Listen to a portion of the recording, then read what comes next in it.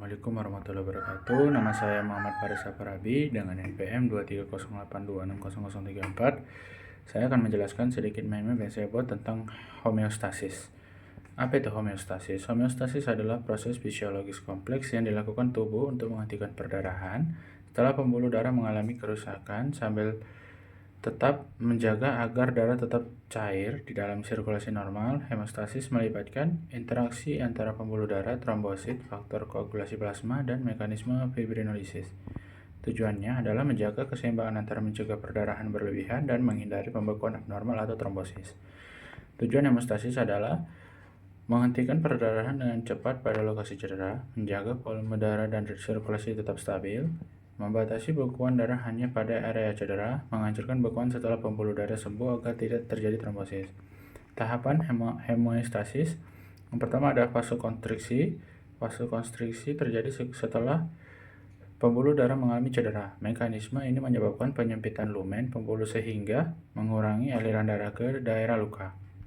Proses ini dimediasi oleh refleks saraf akibat nyeri, pelepasan endotelin dan sel endotel, dan pelepasan serotonin serta trombosan A2 dari trombosit yang teraktivasi. Vasokonstriksi bersifat sementara, tetapi penting untuk mengurangi kehilangan darah pada tahap awal. Yang kedua, hemostasis primer atau sumber trombosit. Tahap ini terjadi dalam hitungan detik hingga menit setelah cedera. Proses ini melibatkan trombosit yang berinteraksi dengan subendotel yang rusak melalui faktor von Willebrand atau VWF. Mekanismenya terdiri dari 3 langkah utama.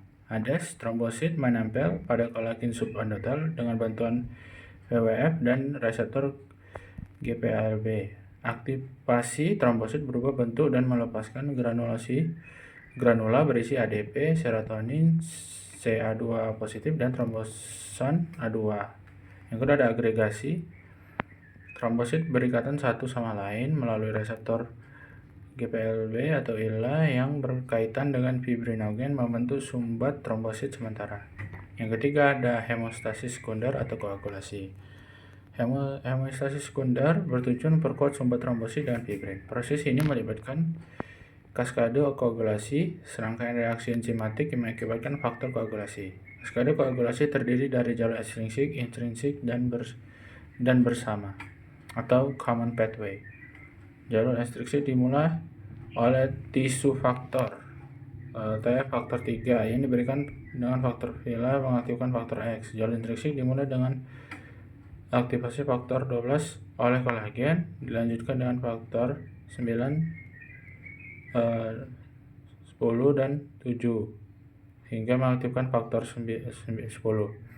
Jalur bersama faktor XA mengubah protrombin faktor 2 menjadi trombin. Trombin kemudian mengubah fibrinogen faktor 1 menjadi fibrin. Faktor 12 ini menstabilkan fibrin menjadi bekuan kuat. Yang keempat ada fibrinolisis. Setelah luka sembuh, bekuan darah harus dihancurkan agar tidak menghambat aliran darah. Proses ini disebut fibrinolisis, yang dimediasi oleh plasminogen diaktifkan menjadi plasmin oleh tisu plasminogen aktivator atau TPA. Plasmin mencerna fibrin dan menghasilkan fragmen degradasi fibrin seperti D-dimer yang dapat digunakan sebagai penanda klinis. Faktor yang mengatur homeostasis. Homeostasis dikendalikan oleh keseimbangan antara faktor prokoagulan, antikoagulan, dan fibrinotik. Yang keempat ada gangguan hemostasis. Gangguan hemostasis dapat dibagi menjadi dua kategori besar. Yang pertama ada perdarahan atau bleeding disorder.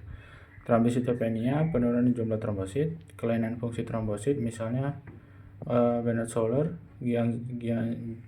Gainsman, atau trombositopenia. Hemofilia A, defisiensi faktor 8, dan hemofilia B, defisiensi faktor 9. Defisiensi vitamin K yang menyebabkan penurunan faktor 2, 7, 9, dan 10. 2. Trombosis, deep vein thrombosis DVT, emboli paru, stroke iskemik, dan penyebabnya imobilisasi, aterosklerosis, mutasi Leiden, dan sindrom antifosfolipid.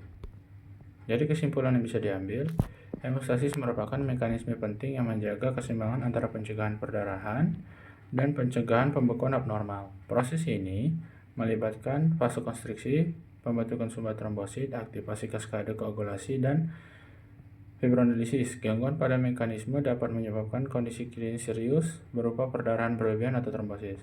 Pemahaman mendalam tentang homeostasis penting untuk diagnosis dan terapi penyakit hematologi kardiovaskular dan kondisi bedah. Sekian dari saya. Assalamualaikum warahmatullahi wabarakatuh.